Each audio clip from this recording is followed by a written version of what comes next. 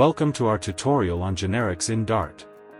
Today, we'll explore the powerful world of generics and how they can enhance your Dart programming skills.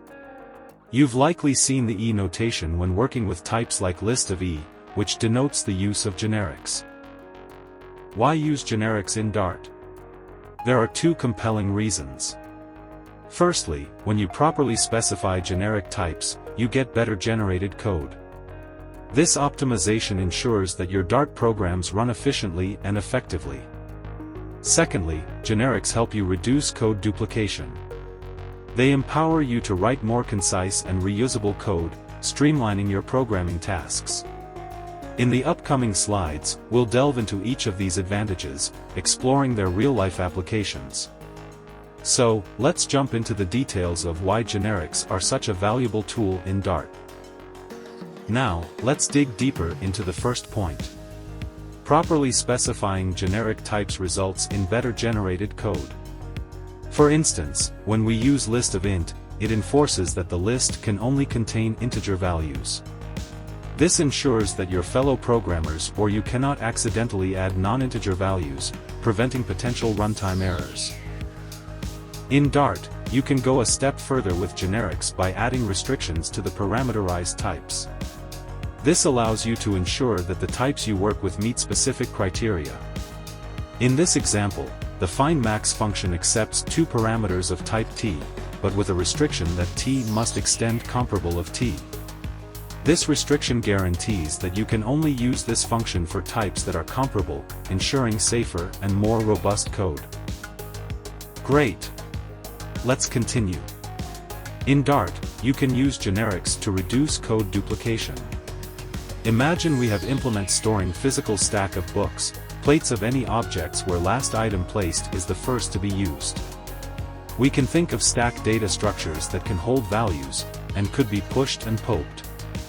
When you need to create specific stacks for different types of items, such as books or plates, you might initially create dedicated classes for each type. For example, you could have a restricted book stack class to handle books and a restricted plate stack class to manage plates. These classes are designed to push and pop items as needed. However, Dart's powerful generic features allow you to avoid code duplication and improve code maintainability. By using a generic class like restricted stack of t, you can create a single stack class that can handle various types of items. This way, you don't need separate classes for books, plates, or any other item you might want to work with. It simplifies your code and increases its flexibility. In Dart, collection literals such as lists, sets, and maps can be parameterized. Parameterized literals are similar to regular literals but with type annotations. To indicate the type of elements you want in a list or set, or key-value pairs in a map, you add type or key type, value type before the opening bracket. Here are some examples of using typed literals. Names defines a list of strings. Unique names creates a set of unique strings. And pages initializes a map with string keys and string values. Additionally, you can use parameterized types with constructors. To specify one or more types when using a constructor, place the types in angle brackets just after the class name. For example, nameSet creates a set of strings based on an existing list. Views constructs a map with integer keys and values of the type view. These features allow you to explicitly define the types used in your collections, making your code safer and more precise. While we've explored generic types, methods, or functions can also benefit from this versatile feature. Generic methods allow you to write code that can work with a variety of data types, offering more flexibility and reusability.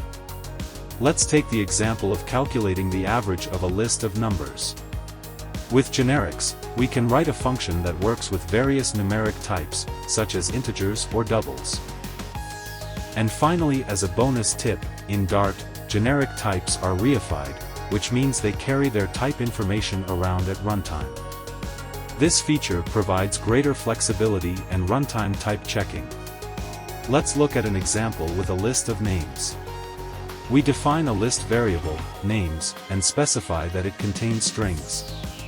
Then, we use add all to populate it with names. Now, here's the powerful part: you can test the type of the collection using the is operator.